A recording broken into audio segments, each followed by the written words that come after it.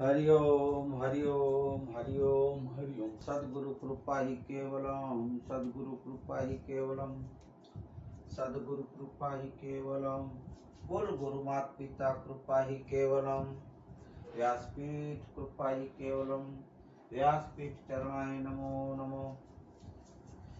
हरि ओम हरि ओम हरि ओम हरि ओम हरि ओम हरि ओम हरि ओम हरि ओम हरि ओम हरि ओम।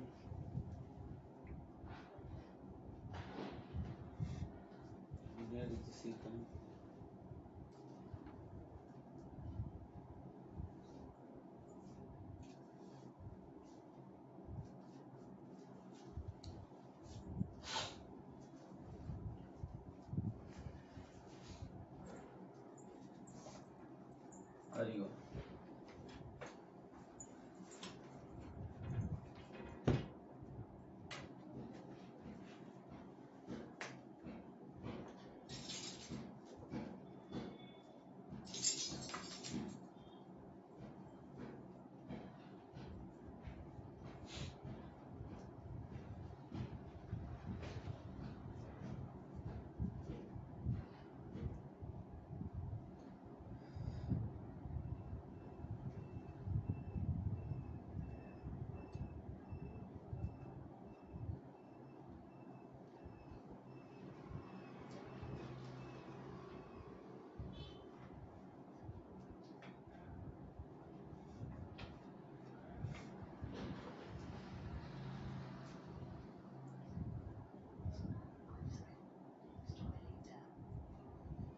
वक्रतुंड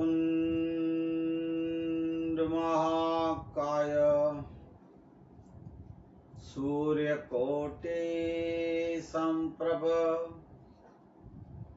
निर्विघ्नं कुरु मे देव।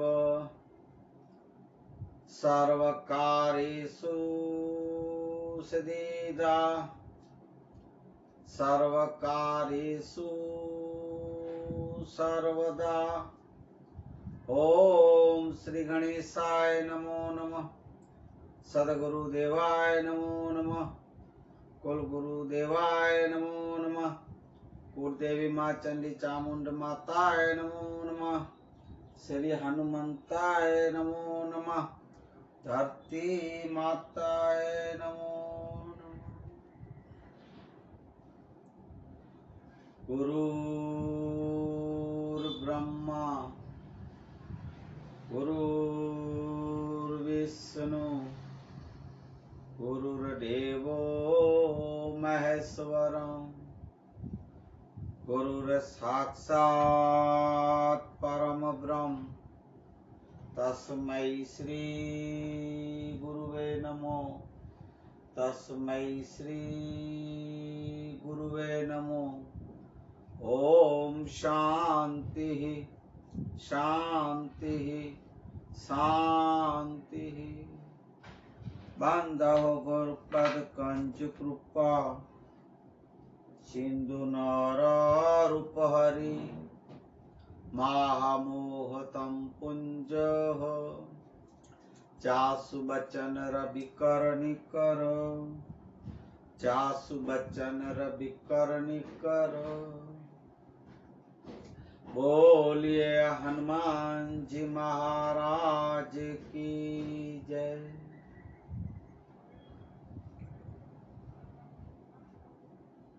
आज मानवता सत्संग के अंतर्गत ज्ञान की गंगा, ज्ञान की गंगा में 10 अवतारों की महिमा चल रही है। सत्संग शुरू करे उससे पूर्व ब्रह्मलीन पूज्य हंस निर्वाण साहेब, सदगुरु प्राण साहेब, ब्रह्मलीन पूज्य संत श्री धनजीराम बापू, सदगुरु हंस निर्वाण साहेब, ब्रह्मलीन पूज्य संत श्री दामोदर बापू, सदगुरु धनजीराम बापू की चरणों में कोटि कोटि वंदन में नमन करता हूँ। और महेश्वरी मेघवार समाज को सैनीथर सिंध पाकिस्तान में समाधि में सोए हुए पूज्य धनी मातंग सहित चारे देवों को और मेरी महेश्वरी समाज को धर्माचार आज मानवता सत्संग में कल की सत्संग की थोड़ी सी बात लेके 10 अवतारों की बात आगे लेंगे। इसमें कल अलख देव का चौथा अवतार नरसिंह भगवान का हुआ, सो कल बात रखी गई थी। सो थोड़ा सा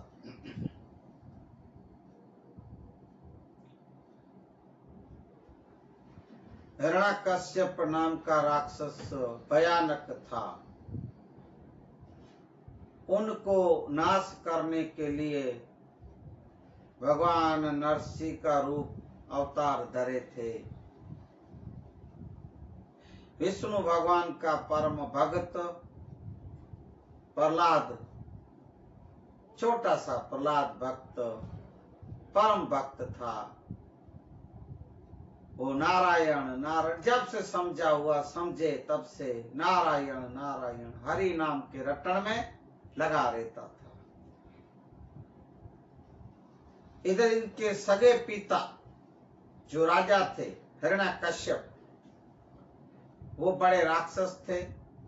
देवी देवताओं, पृथ्वी, ब्रह्मलोक, 14 लोग सबको हैरान परेशान करके बहुत त्रास देते थे। बार बार युद्ध और लड़ाइयां करते रहते थे। ऐसे सबके ऊपर जीत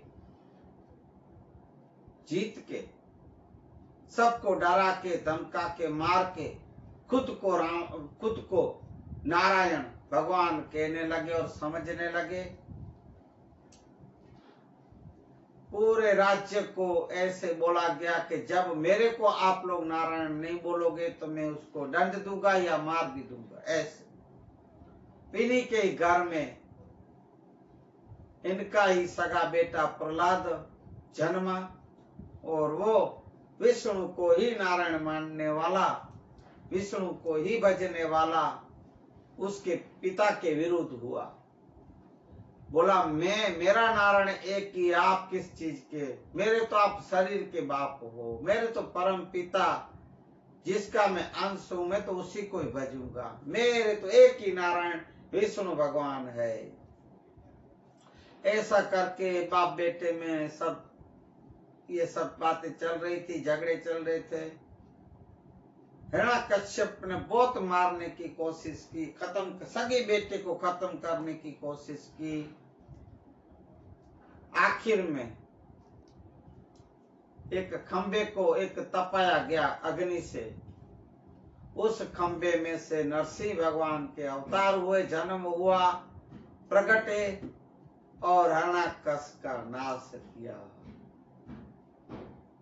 इसके साथ ही चौथा अवतार भगवान का पूर्ण हुआ। इस कर्ता युग माना सत्य युग में भगवान के 4 अवतार हुए, जिसमें मत्स्य, कौरम, वारा और नरसिंह। मत्स्य मना मछली का, कौरम मना कछुए का, वारा मना बूंद का, सुअर का, और नरसिंह भगवान तो नर और नरसिंह एक ही रूप। नरसिंह भगवान के 4 सतयुग में भगवान ने अवतार लिए थे। अब आगे 5वें अवतार से, जैसे कि वामन, परशुराम, श्री राम, श्री कृष्ण, बौद्ध और कल की अवतार, ये 6 अवतारों की बात मैं आपको मुख्य बात बता के क्योंकि ज्यादातर आपको ये सब अवतारों की महिमा पता है, मालूम होगी, यूट्यूब में सीरियलों में आती रहती है। तो मुख्य मुख्य बात लेके फिर हमारे महेश्वरी मेघवार समाज के धर्म के धार्मिक एक विधि और पूजा, सबसे ऊंची पूजा और धार्मिक विधि बारामती पंथ की आपको बात, ये सत्संग में बातें बताई जाएगी। और महेश्वरी मेघवार समाज की उत्पत्ति कैसे हुई वो भी इस ज्ञान की गंगा में आपको नहला के बताई जाएगी। तो नरसिंह भगवान के अवतार के साथ सतयुग का भी एक चौकड़ी में से एक युग पूरा हुआ। अब इसमें ऐसा इस मातंग पुराण में लिखा गया है कि जैसे ही सतयुग पूर्ण हुआ, भगवान ने अपना नरसिंह रूप अवतार समेट के अंतर ध्यान हो गए थे।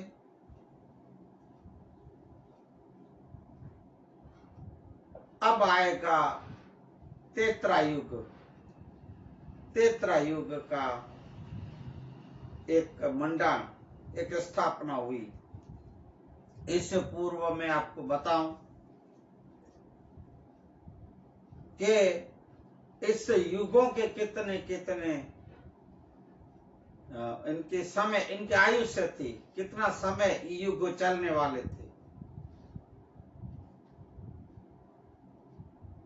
इस मातंग पुराण में लिखा हुआ के हिसाब से कर्ता युग माना ये सतयुग 17,28,000 बताई गई है।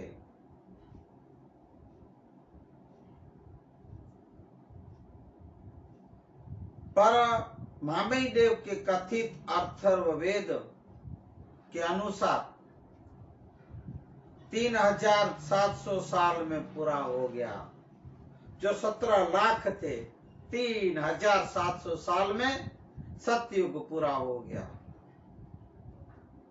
मामई देव वेद में कहते हैं, कच्छी में, युग करता मास फगण वो पड़वे ने ओशीस मड़ी, देवताएं जगे रच्यो 100 वर्त्यो 37 कच्छी में। भाई ऐसे सतयुग की आयुष्य इसलिए घटी कि हिरण्यकश्यप मना हिरण्यकश्यप जैसे राक्षस का पापाचार, अत्याचार सब बढ़ता गया, धर्म करता गया, धर्म का नाश होता गया। और विशेष में जब अन्याय बढ़ने लगे, असत्य की महिमा बढ़ने लगी, अधर्म बढ़ने लगा, तब सतयुग का कर्ता युग को समय पूर्ण हुआ था। 17,28,000 पर 3,700 साल में ही पूरा हो गया था। ऐसे ही अब बताऊं मैं आपको आगे की बात।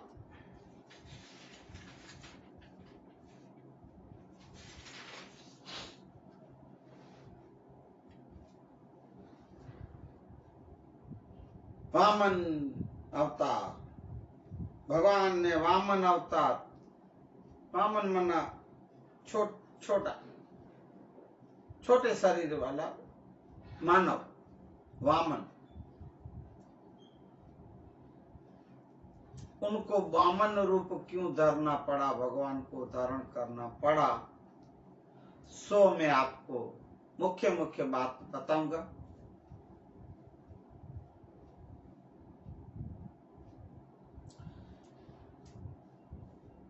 बलि राजा करके एक राजा थे। यह अभी बात हो रही है त्रेता युग की, सतयुग के बाद। बलि राजा इतना दानेश्वरी था जैसे कर्ण थे ऐसा। कर्ण से पहले माना ये द्वापर युग में कर्ण राजा हो गया, बलि राजा त्रेता युग में, इससे पहले के युग में थे दानेश्वरी। जो भी उनके घर कोई आएगा, आंगन में कोई आएगा, हरिओम तत्सत करके जो भी भिक्षा मांगेगा वो कभी मना नहीं, जो भी मांगे कभी ना नहीं बोलते थे। एक बार एक साधु ब्राह्मण उनके आंगन आए,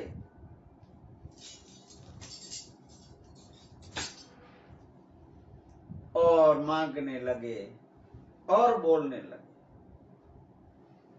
साधु आंगन आए तब बलि राजा यज्ञ करवा रहे थे, कोई यज्ञ विधि चालू था,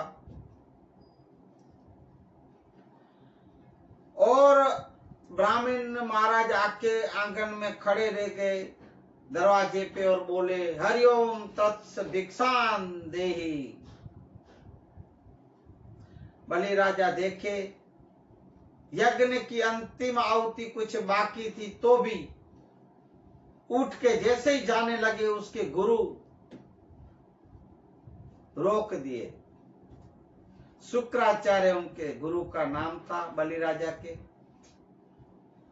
जैसे ही शुक्राचार्य ने देखा वो ब्राह्मण को, समझ गए कि ये आया है परीक्षा लेने,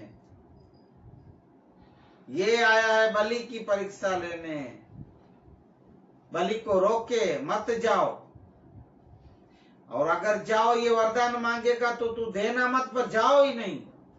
बलि राजा बोले नहीं, मैं मेरा धर्म कैसे चूकूंगा, मेरे आंगन आए हुए वो भी ब्राह्मण है, मैं कैसे न जाऊं दान देने, और कैसे मैं खड़ा रखूं,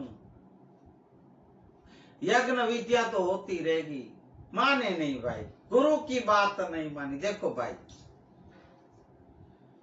गुरु और देखो भाइयों बहनों, फिर से भाइयों बहनों की बात आ गई। ये जो दिल्ली में बैठे हैं बड़े ये नेता हमारे गुजरात के हैं, वो बड़ी दाढ़ी बढ़ा के पता नहीं क्या खुद को महात्मा समझते हैं, पता नहीं क्या बाबा बनने वाला है कि नहीं, पता नहीं।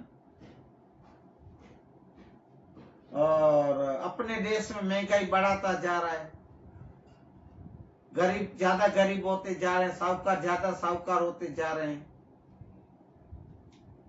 इसकी सरकार में कितने आप देख रहे हो, यूपी बिहार का कितने पापाचार, अत्याचार, दुराचार, दुष्कर्म होते रहते हैं। कायदे कानून की कोई कड़क वो नहीं है, तारीखों पे ऊपर तारीखों ऐसे पापियों को देते रहते हैं।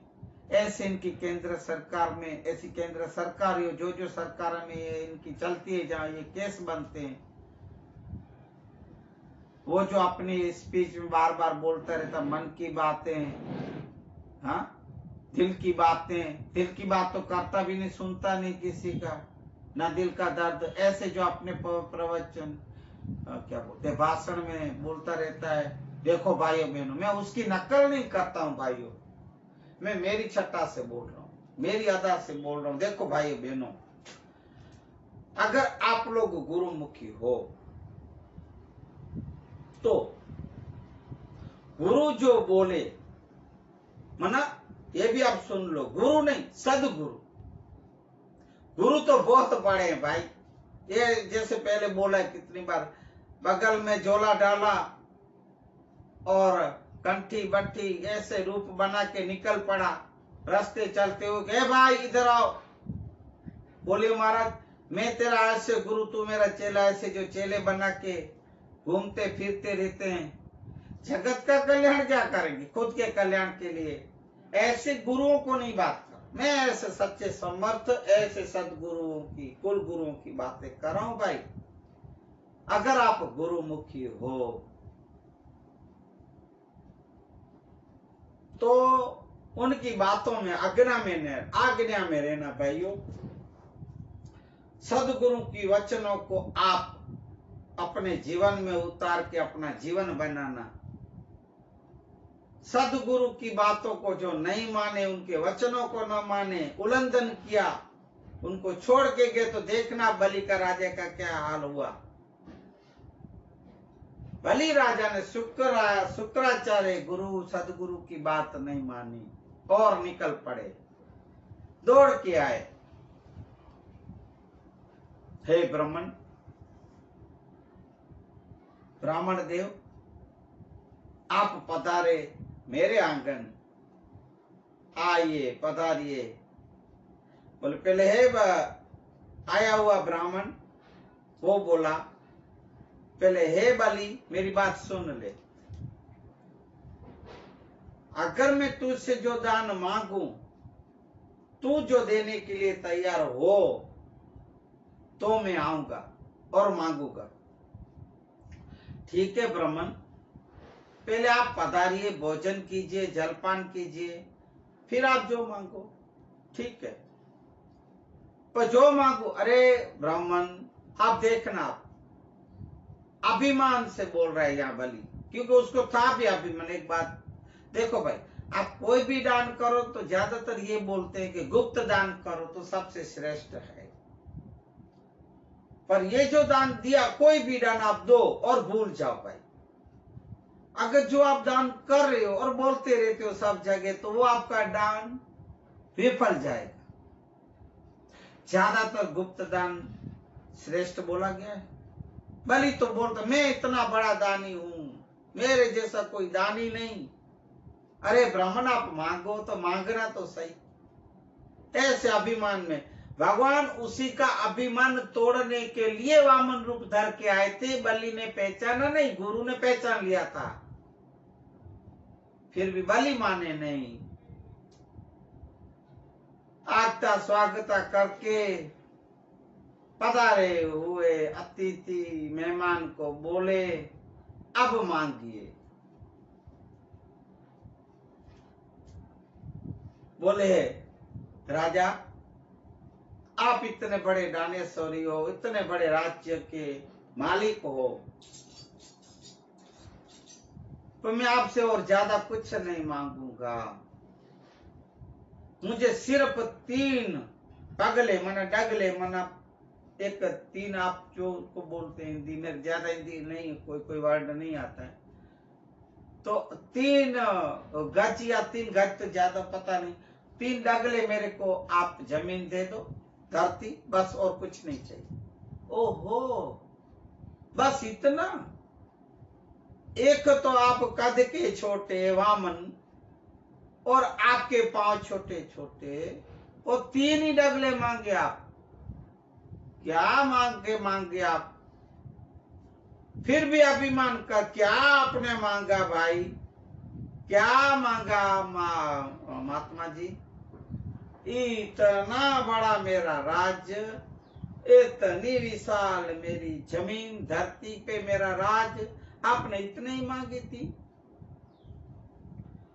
ठीक है भगवान, अब तो भी गुरु वहां बैठे बैठे बोल रहे हैं मत देना बलि, मत देना। माने नहीं गुरु की बात, माने नहीं सदगुरु की बात, पहचाने नहीं कि आया हुआ कौन है वामन।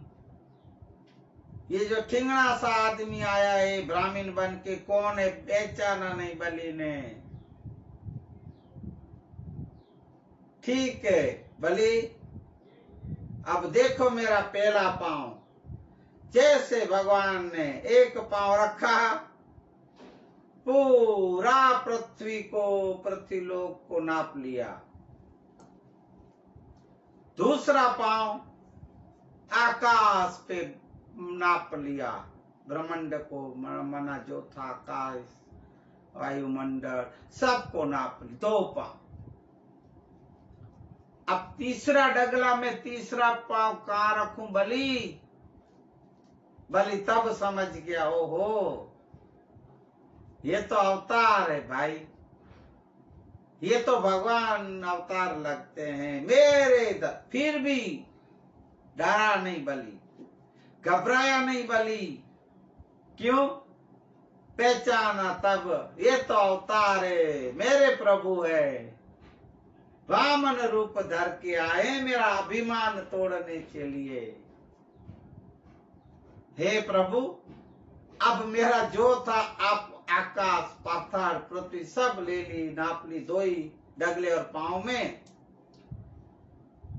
तो अब आप आकाश पाताल पृथ्वी सब ले ली, नाप ली धोई डगले और पांव में। तो अब तो मैं आपके अधीन हूँ भगवान। अब मेरा और कुछ भी नहीं देने का, मेरा सिर में खुद हूँ, पूरा दिन आपके शरणों में आया हूँ।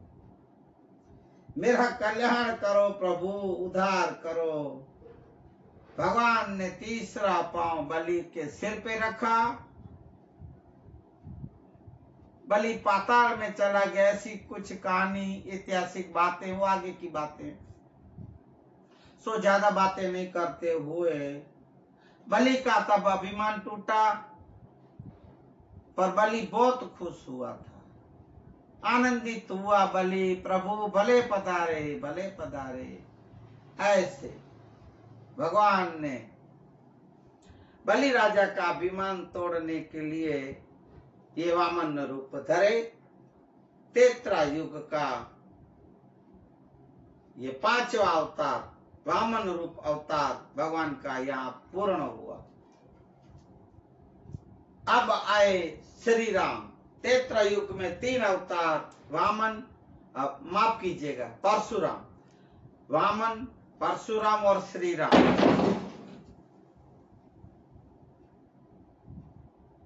परशुराम जी का आपको तो अवतार पता ही होगा, क्योंकि रामायण सब आप पहले सुने। अभी भी फिलहाल अभी भी लॉकडाउन में टीवियों में आ रही थी वापस सीरियल, जो बहुत पुराने साल आई थी, 35-40 साल पहले। फिर भी मैं मेरी वाणी को शुद्ध करने के लिए आपको बता दूं।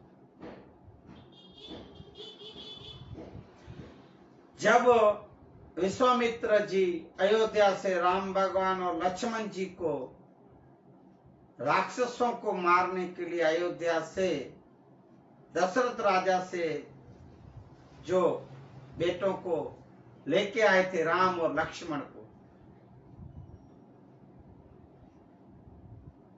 तब राम और लक्ष्मण ने रास्तों में राक्षसों को, बहुत से राक्षसों को मारे। वो राक्षस जो साधुओं को, संतों को, पृथ्वी के ऊपर मानवों को बहुत हैरान करते थे, पापाचार अत्याचार करके, और यज्ञ, ऋषि मुनियों के यज्ञों में हड्डी मांस ये सब डाल के भ्रष्ट कर देते, यज्ञों को भी, और मारते थे। इसलिए भगवान राम ने राक्षसों को मारा था। ऐसे विश्वामित्र जी के साथ आते आते राक्षसों का संहार किया। विश्वामित्र जी ने बात सुनी थी उड़ती उड़ती के भाई, मिथिला नगरी नाम में एक जनक राजा है। जनक राजा अपनी बेटी का स्वयंवर कर रहे हैं। वहां राम और लक्ष्मण जी को लेके विश्वामित्र पहुंचे थे, और धनुष्य भंग का एक स्वयंवर में धनुष्य भंग जो करे उनको, उनके नाम सीता माँ की, सीता नाम की लड़की, उनकी शादी स्वयंवर से, जो धनुष्य भंग करे उनको ये वरमाला डाले, जो सो सीता माँ थी। वहां पे कहते हैं 10,000 राजाएं आए थे। वहां लंका का रावण जो 10 सिर वाला था वो भी आया था। किसी से भी ये धनुष्य भंग न हो सका, और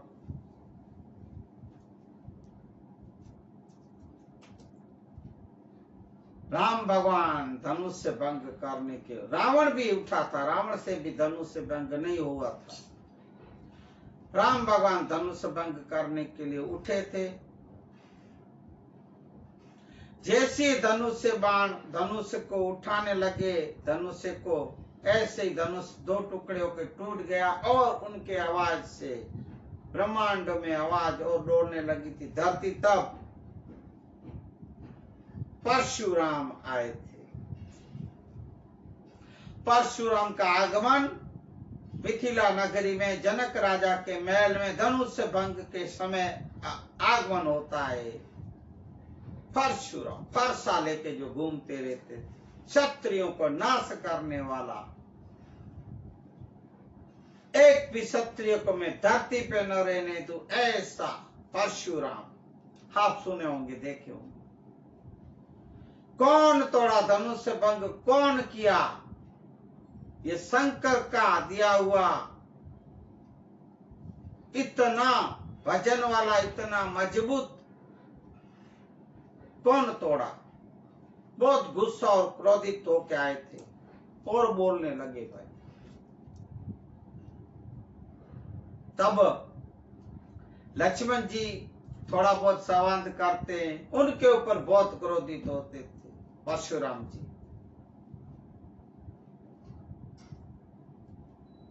बहुत बोले, बहुत क्रोधित किए सब राजाओं के ऊपर, और राजा भी वो डालने लगे और भागने लगे थे।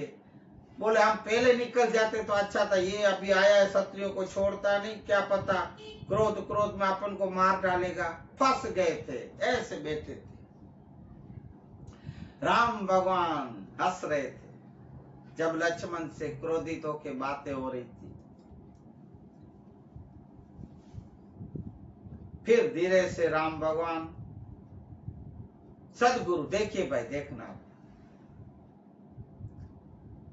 ये राम भगवान ने अवतार, इससे पहले अब परशुराम का अवतार पूर्ण होने जा रहा है, श्री राम का अवतार आने वाला है। परशुराम को इतना क्रोधित करते देखते हुए विश्वामित्र और वशिष्ठ मुनि सदगुरु के सामने देखने लगे। राम भगवान को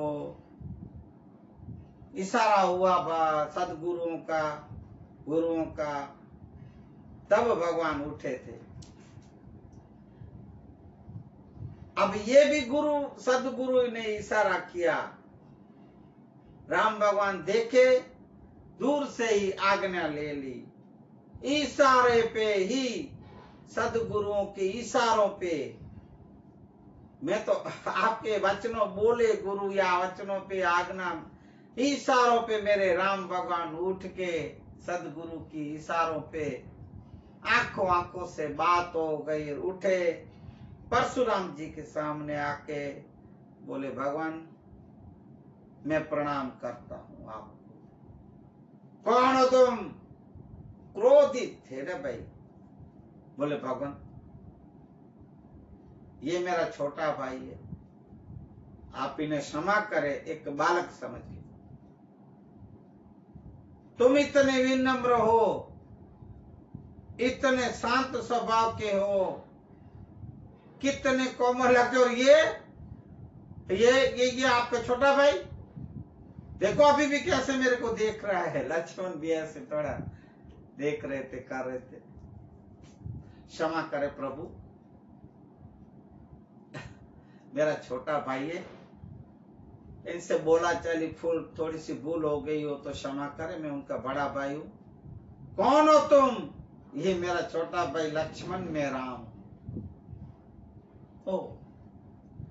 बस राम हूं करके जैसे सुना भाई परशुराम भगवान ने, ढीले पड़ गए, ढीले एकदम। क्रोध जैसे अग्नि के ऊपर पानी डालो कैसे शांत होती है, ऐसे अति क्रोधित हुए परशुराम जी एकदम शांत बन गए। और भाइयों बहनों, आपको पता है, श्री राम को देख के, उसका दर्शन करके प्रणाम करते हुए दंडवत कर रहे हैं, क्षमा करे प्रभु, मुझे क्षमा करे। पहचान लिए परशुराम और समझ गए कि मेरे अवतार की अवधि अब पूर्ण हो गई। क्यों? मेरे श्री राम आ गए, मेरे प्रभु पधारे, हे परमात्मा, हे ईश्वर, आप ही सर्वस्व हो। अब तो मैं मेरी अवधि, मेरे अवतार की, मेरी जो लीला है मैं पूर्ण करता हूं प्रभु। अभी आपको सौंप के मैं आपको प्रणाम करके आपकी आज्ञा लेके मैं मेरे धाम पधारूंगा। अब तेत्रा युग का ये जो दूसरा और कर्म में छठा अवतार पूर्ण हुआ परशुराम जी का। अब आए श्री राम का अवतार। श्री राम तो आप जानते हो, अयोध्या नगरी में राजा दशरथ, उनकी 3 रानियां और उनके घर बेटा नहीं, कोई पुत्र नहीं थे भाई, कोई मना औलाद नहीं थी। वो भी एक बार दशरथ राजा को कब सूझा कि मैं इतना बूढ़ा उम्र वाले हो गए थे। एक दिन आईना में देखने लगे, आईना में देखे तो ये कनपट्टी से सफेदी आ रही थी बालों में। ओहो, मेरी अब तो उम्र हो रही और मेरे वंश का कोई चलाने वाला, मेरा औलाद नहीं है, मेरे कोई घर ना पुत्र न पुत्री, कोई भी नहीं। क्या मेरा रघुवंश, क्या मेरा कुल ऐसे ही जाएगा? क्या मेरे ऊपर समाप्त हो जाएगा? ऐसा सोचे और सोच में डूब गए। अभी आजकल तो भाइयों पहले ही उम्र, छोटी उम्र में कहीं कहीं से बाल सफेद चालू हो जाते हैं और फिर काले करने पड़ते हैं।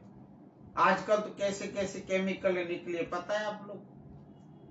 अब कोई कोई तो हर रोज करते हैं। भाई मत करो, मैं तो बहनों भाइयों दोनों को बोलूंगा। मैं तो अभी बहुत साल बाद एक बार किसी के कहने पे, अभी आप थोड़े दिन पहले देखे होंगे मेरे ऐसे वीडियो, काले बाल और काली दाढ़ी में। भाई मेरे तो इतनी सिर में जलन हो रही थी, मेरे मुंह जल रहे थे, गाल जल रहे थे, मुंह। अरे भाई इतना केमिकल खतरनाक होता है। अब मैंने तो तौबा किया है भाई कि मैं कभी, अभी वो क्या बोलते, डाई का बोलते क्या बोलते पता नहीं, मैं नहीं करवाऊंगा। मैं जैसा हूं वैसे, अपन अभी ऐसे ही ठीक है भाई। भले सफेद होते जाए, की उम्र हो रही ना भाई, होगी तो होगा। अब कुदरत जो हो रहा है उसको आप स्वीकारो ने भाई बहनों। आप क्यों केमिकलें लगा लगा के आप बीमारी लेना चाहते हो? क्यों टकले होने चाहते हो? ये बाल पहले बताएंगे कि बढ़ेंगे न, काले रहेंगे न, झड़ेंगे नहीं, फिर धीरे धीरे झड़ेंगे, ज्यादा सफेद होते जाएंगे। और आप अगर थोड़ा बहुत उम्र जवानी की दिखती होगी वो भी चली जाएगी, उम्र छोटी में फिर डबल बूढ़े लगने लगोगे। इससे ये आप सब, मैं ये कहता हूं भाई कि ये बाल जो काले करने के जो ये निकले, बहुत केमिकल मिक्स होते हैं भाई, जहरी पदार्थ होता है। ये सब मत करो। मैंने तो अनुभव कर लिया था भाई, इसलिए कह रहा, क्षमा करें मुझे। पर 2 रंग अपन को नहीं चाहिए, एक ही रंग में रहने का जो कुदरत देती है। शरीर का है ना भाई, किसका कैसी तासीर होता हो, बांधा होता हो शरीर, वो होता है जो होता है कुदरत, तो स्वीकार लो ने भाई। जैसे दशरथ राजा ने स्वीकारा, देखा, ओहो। तब गए थे अपने सदगुरु के पास वशिष्ठ मुनि।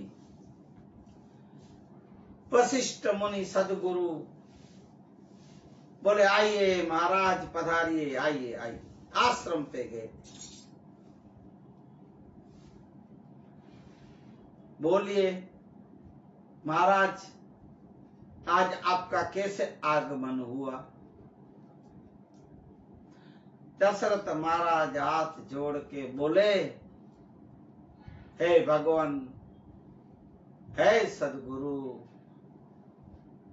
हे स्वामी, हे हमारे रघुवंशी परिवार कुल के कुल गुरु और हमारे सदगुरु, मैं आपको प्रणाम करता हूं और मैं ये मांग रखता हूं कि आपसे तो क्या छुपा होगा, जैसे भगवान से कुछ छुपा हुआ नहीं है और नहीं होता है, ऐसे सदगुरुओं से भी कुछ छुपा हुआ नहीं होता है।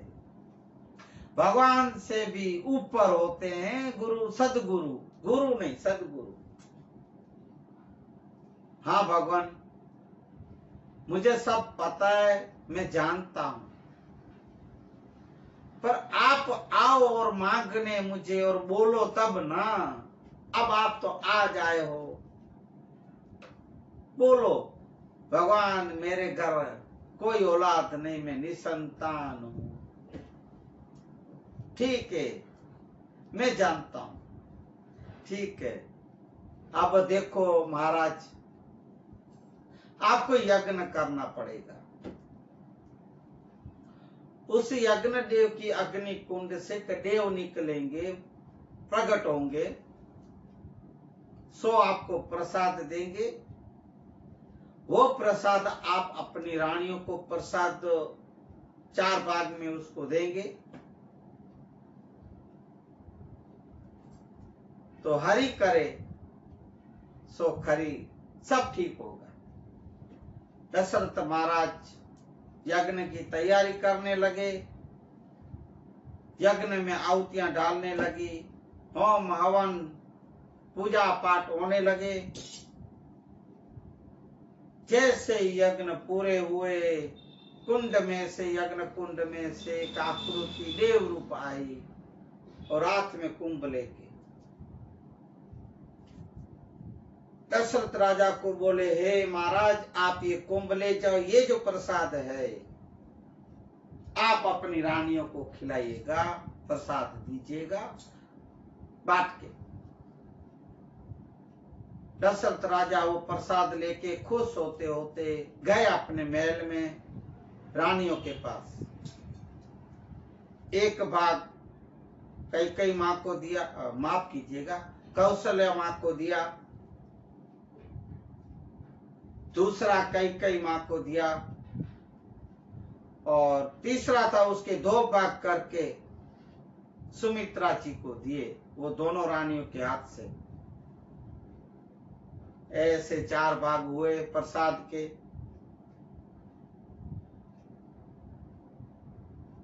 समय पूरा होते बालक जन्म लेने का समय हुआ। सबसे पहले कौशल्या माँ को ना कोई गर्भ, ना कोई प्रसूति की पीड़ा, न कुछ, और भगवान वहां बालक रूप प्रकटे। तब माता जी और भगवान बालक रूप आए थे, उनका संवाद रामायण में सब आप देख लिया, सुन लीजिएगा। ऐसे ही भगवान राम मना बालक रूप कौशल्या माँ के कक्ष में जन्मे, अवतार लिए, और भगवान को माँ ने, हमारे बापू सदगुरु बोलते रहते हैं कि माँ ये एक पात्र है, सक्षम है माँ कि बालक भगवान को रूप बालक रूप में भी रुला भी सकती है, और माँ भगवान को बेटा भी बना सकती है। ऐसे बहुत महिमा करते हैं हमारे सदगुरु रामायण जब राम कथा करते हैं, सो आप सुनिएगा फिर से, अगर आप ना सुनी हो तो। रामायण राम कथा और भी विशेष में हमारे जो सदगुरु मोरारी बापू जो राम कथा सुना रहे हैं विस्तार से, एक एक शब्द को लेके, कोई नहीं कर सकता भाई। ऐसे हमारे सदगुरु की जो राम कथा है आप सुन सकते हैं, उनमें से आप पूरी रामायण की बात ले सकते हो। मैं मुख्य राम भगवान श्री राम के अवतार क्यों हुआ वो आपको बताऊंगा।